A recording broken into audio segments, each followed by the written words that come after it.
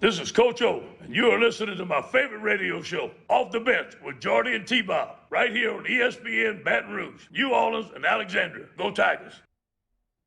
Tigers look good in Nashville, looking to stay right this weekend as they host Missouri in Baton Rouge. That game set for an 8 o'clock kickoff. Coach Ed Orgeron met with the press on Monday and back with us in his typical Tuesday spot right here on ESPN Baton Rouge, New Orleans, and Alexandria. Good to talk with you, Coach. Good morning. How are you? Good morning, guys. Your quarterback, Coach, through the first 2 weeks, a little bit of criticism after the Mississippi State game. He seems to feel very comfortable in week 2 in Nashville, but then you look at the numbers, and his accomplishments is something that's never been done here in the program's history. What have you made of your signal caller through the first 2 weeks? Myles has worked very hard, been very loyal to LSU, has a strong arm, and he's a very good quarterback. And he made some adjustments in his pocket presence. He slid up in the pocket. He was a lot more patient. He threw the ball when the guy was open. I thought he did a tremendous job from week 1 to week 2. And I think you're going to see a quarterback that's going to improve every week. Yeah, Coach, what I loved the most watching the film week 1 to week 2, it was all about that pocket presence. He just looked like he trusted the interior, so much more comfortable. I was surprised. You said you personally put together a Drew Brees cut-up. Can you give us that story? Like, how'd that come about? Yeah, well, when I was at the Saints, I thought Drew Brees was the best quarterback I've ever seen in the pocket. His pocket presence is unbelievable. And believe it or not, you guys may know this, Drew was a tennis player when he was younger, and he had tremendous speed, he had tremendous vision. So I told one of the guys, one of our analysts made a cut-up of Drew Brees and just gave it to him. But Coach Esmig had been working with him all week, and when I saw him do it, I just decided to give him that cut-up. So it's something that he can study. What's your takeaway when you see that drastic of improvement week 1 to week 2? Like, what was it? Does that make you feel like it was just nerves week 1? Like, how do you explain that sort of improvement? Well, I think it's a little bit of both. Not a lot of experience, not wanting to make a mistake, and there was too much pressure. I mean, Mississippi State was coming after us. It was different. The Vanderbilt did not give us all the pressure that Mississippi State did. So I think it's a combination of pressure and a combination of just experience. Coach, it's easy for us here to talk about in the media that you usually see the most improvement between teams between week 1 and 2. But from your seat, from the head coach's seat, did you see a vast improvement in your team? I know that you were very down on the way that they were giving you energy in week 1. What did you take away from weeks 1 to week 2 and in the improvement status? Night and day. Night and day. First of all, started practices. My stance, alignment, assignment, technique, all about fundamentals, doing things right. We have great athletes. We just got to put them in the right spot, make great adjustments, make great calls, and let them play with great technique. I was very pleased with the energy. We had a very hungry team going to Nashville. That's the way we need to play every week. We need to have a chip on our shoulder. We know that people are going to come after us with LSU Tigers. We need to go after them and be on attack. And last week we was on the attack.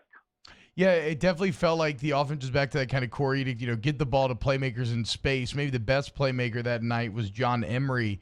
But what about when he didn't have the ball in his hand, Coach? One thing that really stood out to me was it seemed like his pass blocking, both in assignment and technique, was pretty solid against Vanderbilt. Do you agree? And, what does adding that element do to his game and his potential?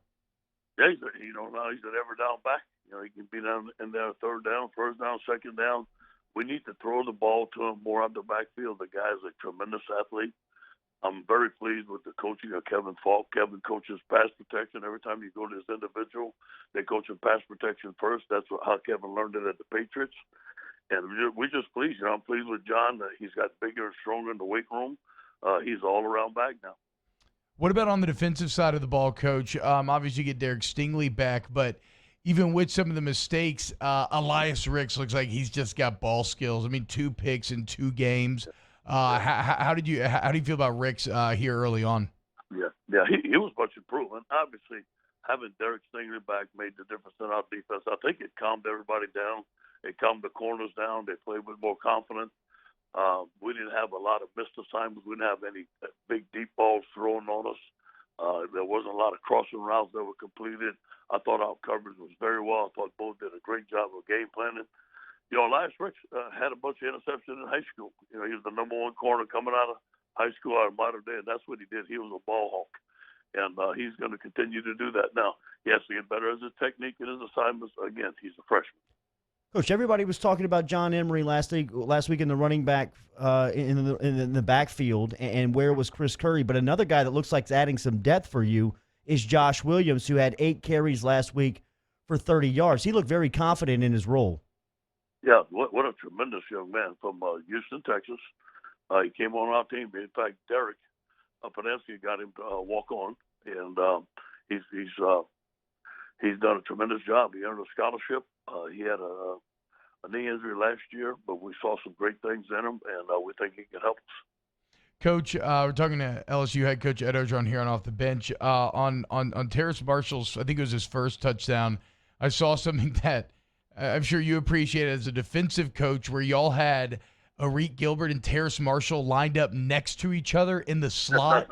I mean, looking like two giant tag team brothers. Like, your defensive coach, what kind of stress does that put on you in the red zone when those two are lined up next to each other? They're mismatches.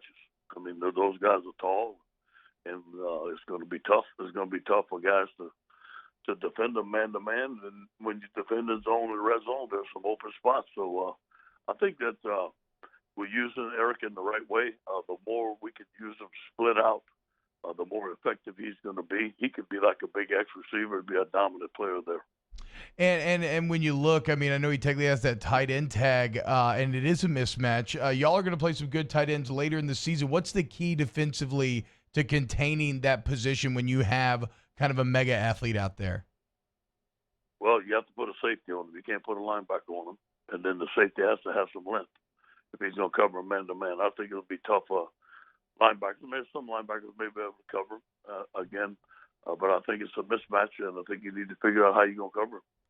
You had to be very happy with your defensive line play on Saturday night. You got some key additions. I thought Jaquelin Roy played excellent in his role. And then you talk about Saturday, and you get Glenn Logan back to this rotation. Once a thin group now looks like it's healthy in the numbers again.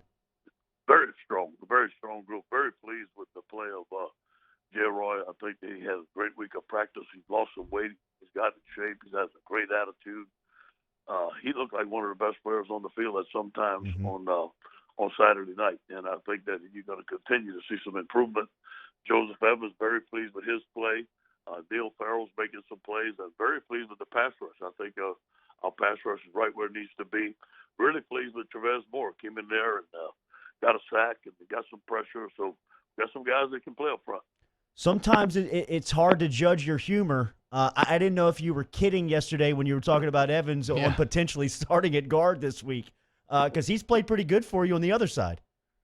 Yeah, and again, we're going to keep him here. But Ed Ingram may be out this week, and we could definitely use him on the other side of the ball, but we're not going to do that. Damn. Right now, Charles Turner's going to have to step up, and I think he'll do a great job for us.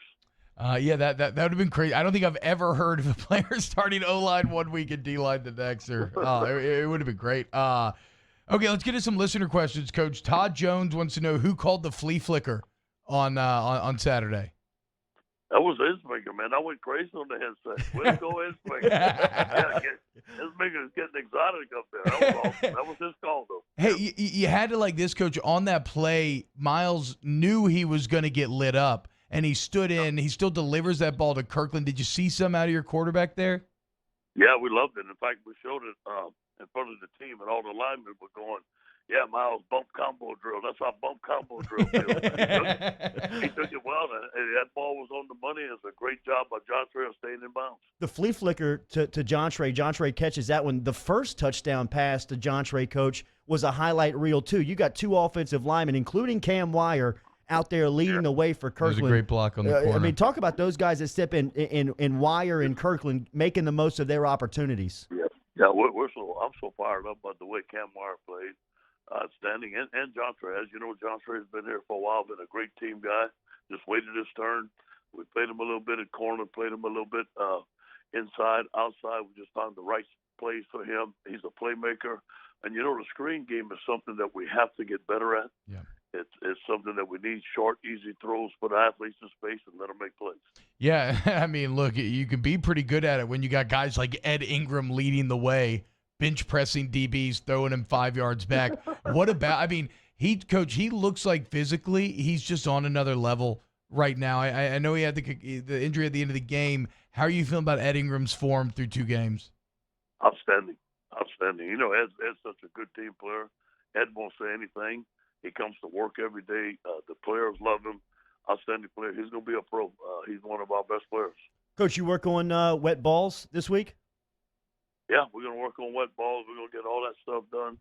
We'll see what the weather is going to be like. You know what? We don't blink. Whatever it is, we're going to be ready. What do you make of Missouri? What's the scouting report on the Tigers?